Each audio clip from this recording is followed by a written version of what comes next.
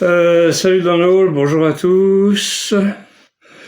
Donc Rivella, j'ai tiré donc au sort, si on peut, si on peut parler de ça, de sort, un hymne du 5e mandala, l'hymne 20.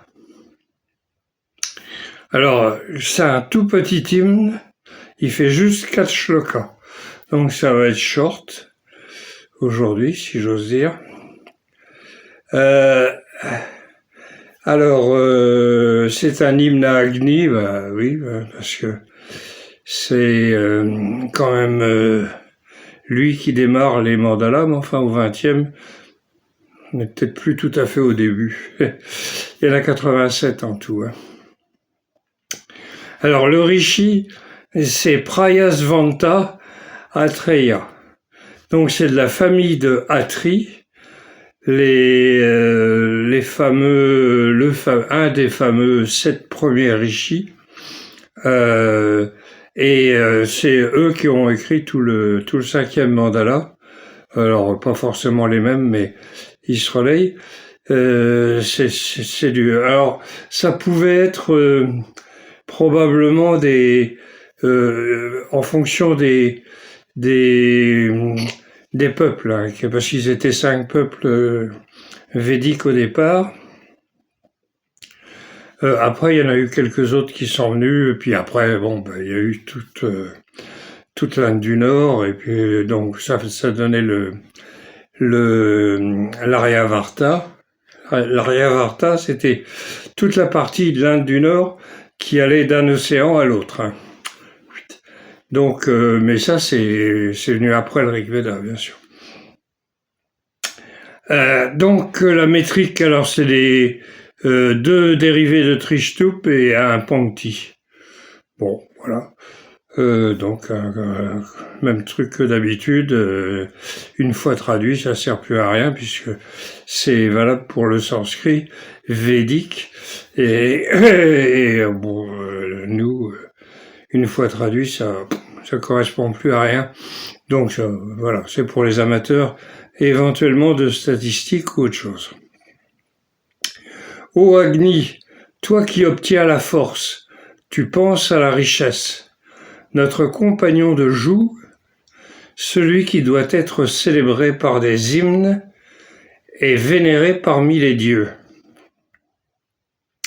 Ô Agni, toi qui obtiens la force, tu penses à la richesse.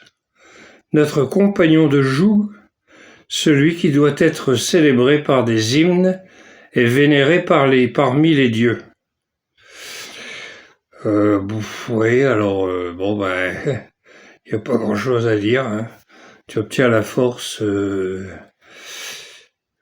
et tu la donnes d'ailleurs, enfin, tu penses à la richesse.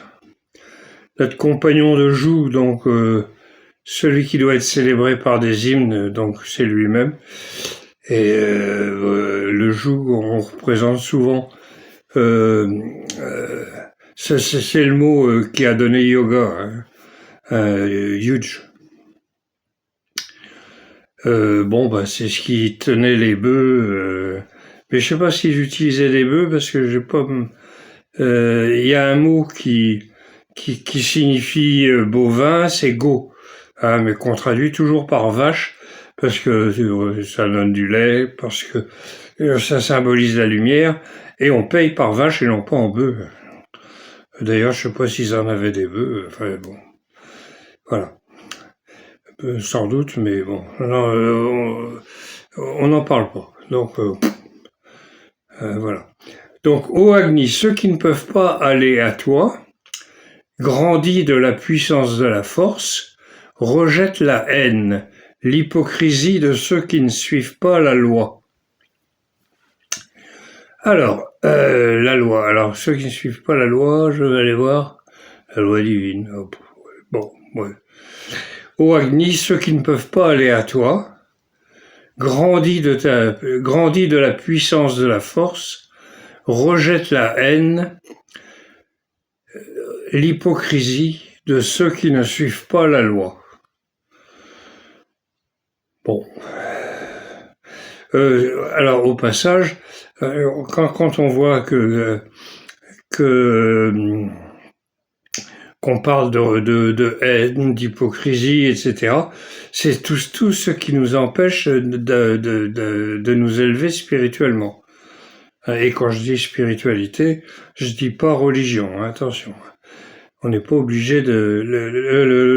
la religion, c'est fait par les hommes, bon, à partir souvent d'un cas isolé, mais c'est les hommes qui créent les religions avec des interdits et des obligations, etc.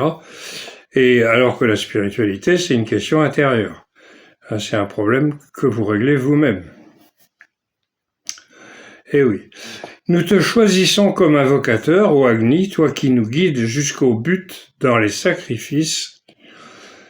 Nous t'appelons par les anciens hymnes qui nous réjouissent. Alors, là, il n'y a pas grand-chose à dire.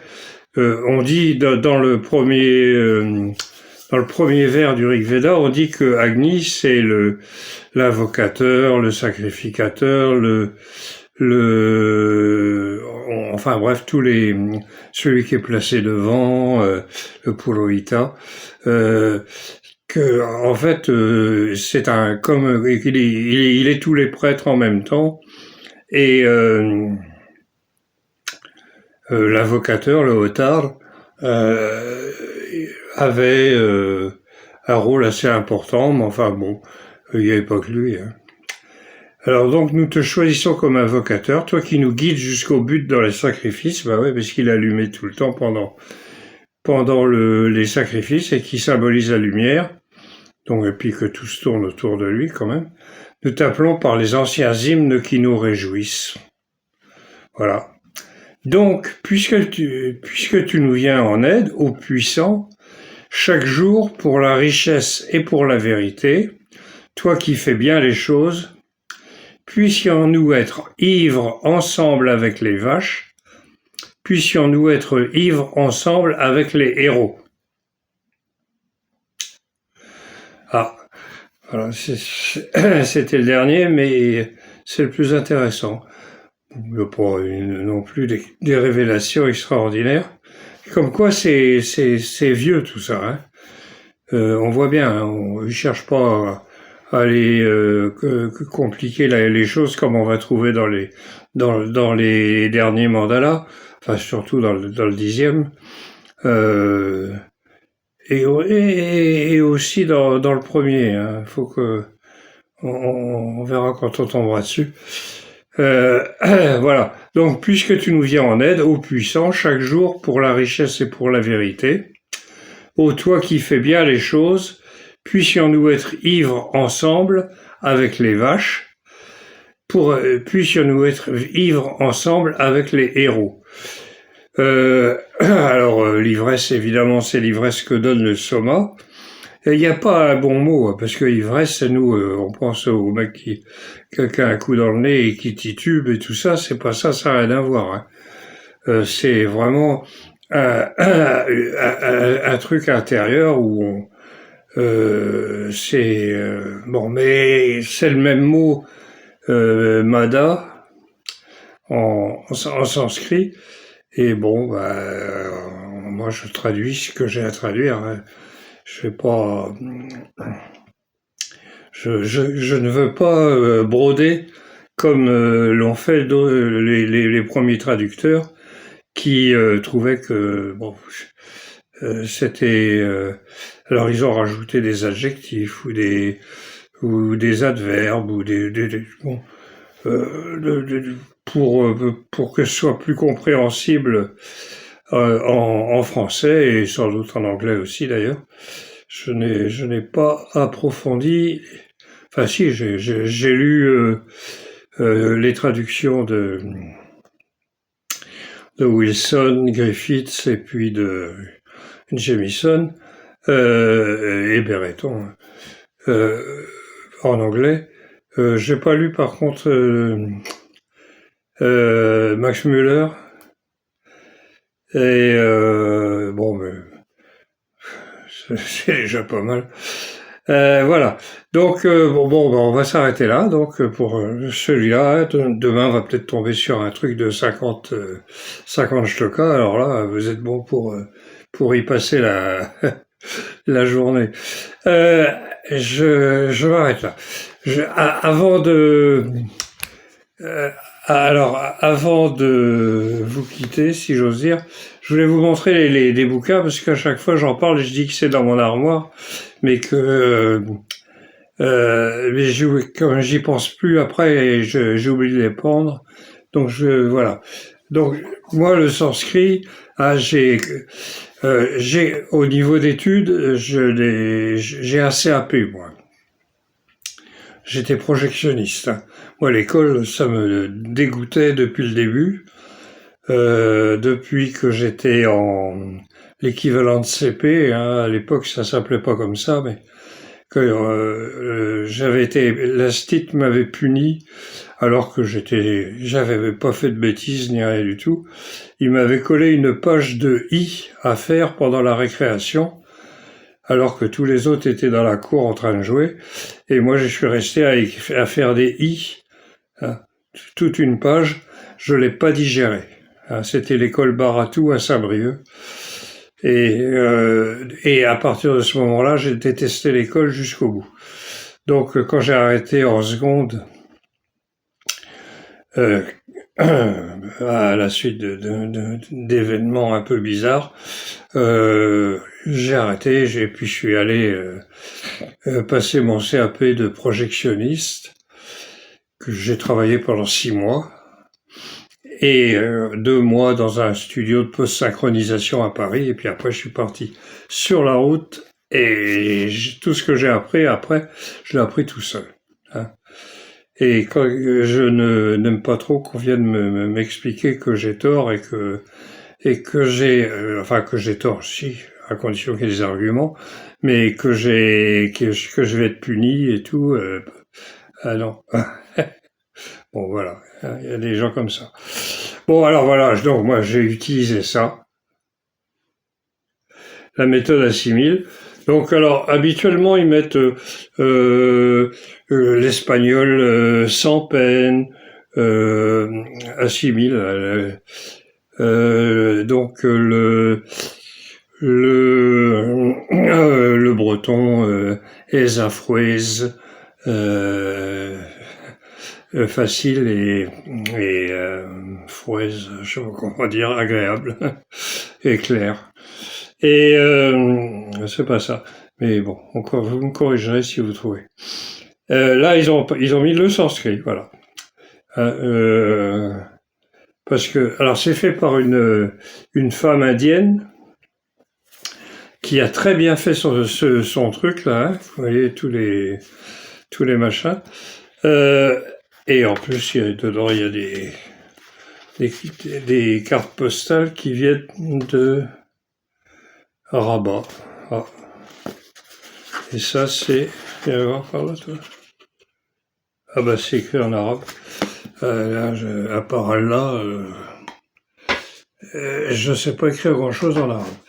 Alors, donc, un autre bouquin intéressant à avoir, c'est la Briyat Samhita. Ça veut dire le grand recueil. The Briyat Samhita. C'est un grand recueil d'un tas de trucs sur l'astronomie.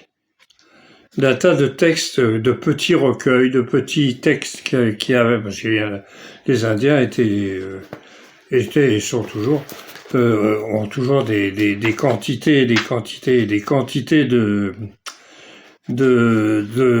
recueils, d'analyses, d'explications. Et c'était au moment où j'étais en train de rechercher pour les éclipses, pour pouvoir dater le Rig Veda, que je suis tombé là-dessus. Donc, alors c'est marrant parce qu'ils expliquent comment ils font les choses. Chaque roi ou raja, hein, parce que quand on dit roi, on pense à Louis XIV, ça n'a rien à voir. Chaque raja avait au moins 4 astronomes,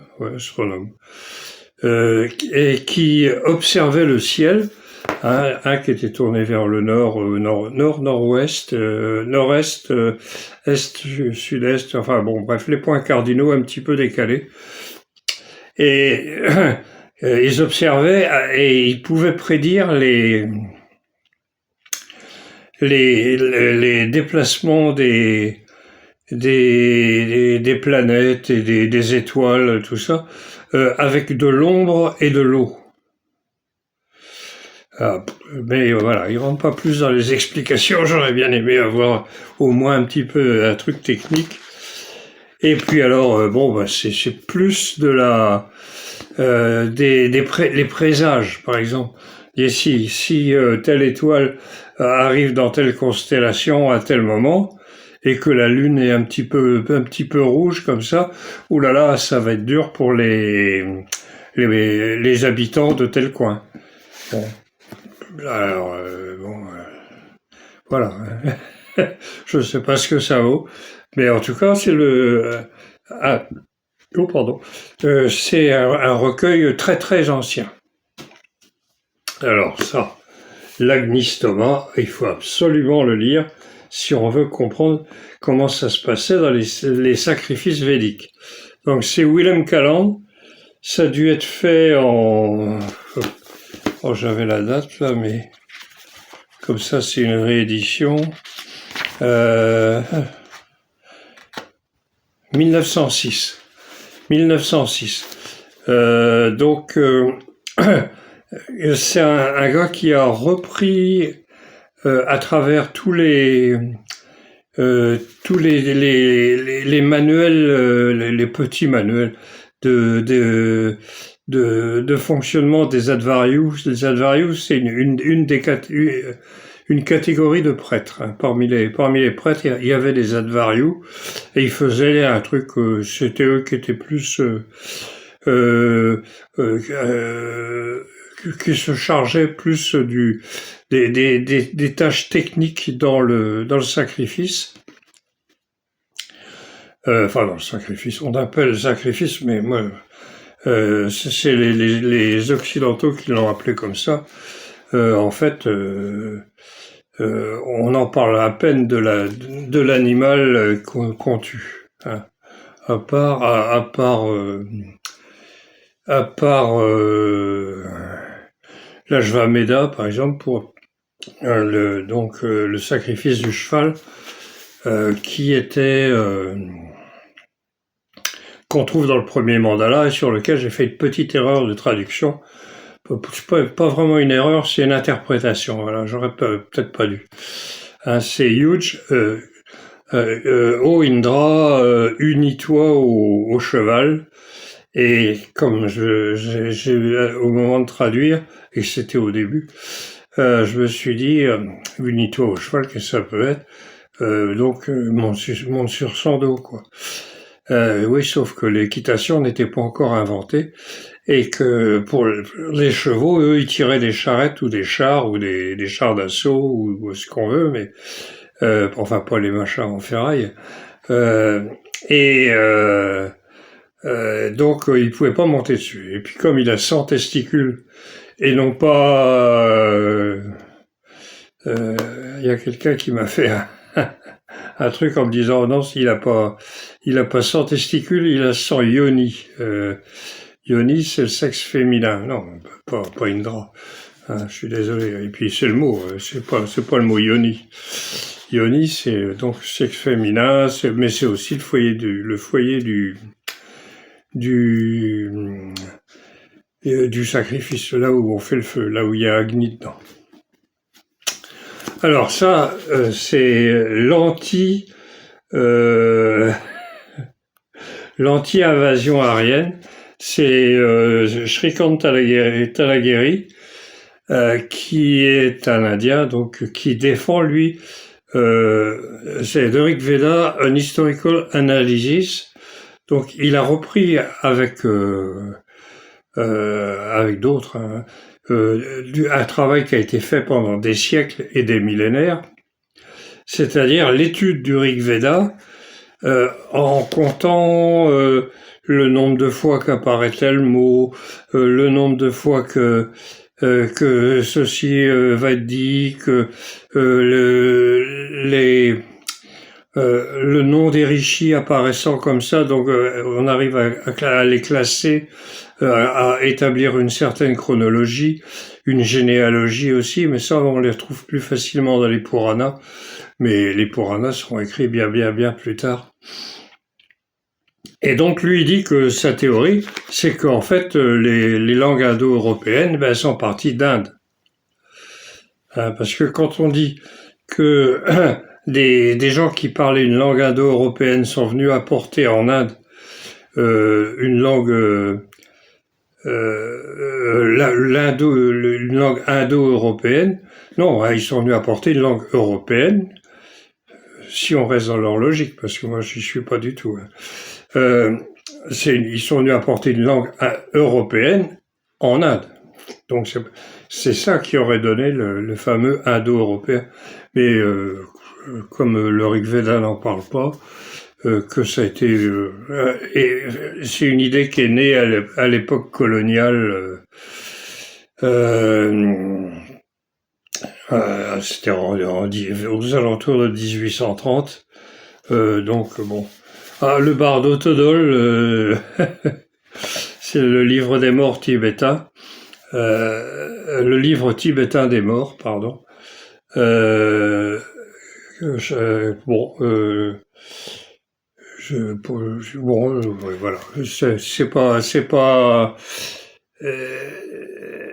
C'est pas lié au Rig Veda, mais c'est quand même un peu de la même famille. Et puis, alors donc, et puis celui-là, boum, le Rig Veda. Ça, c'est ma traduction. Oui, il y a de quoi faire. Ça m'a pris 6 ans. Donc voilà, il y a pas d'illustration, il n'y a pas d'image, il n'y a pas d'explication à part l'introduction qui est quand même assez conséquente parce qu'il faut quand même éclairer certaines choses. Voilà. Bon donc on se retrouve la prochaine fois et on verra ce que je trouverai. Allez, Kenavo dans le hall, à la prochaine.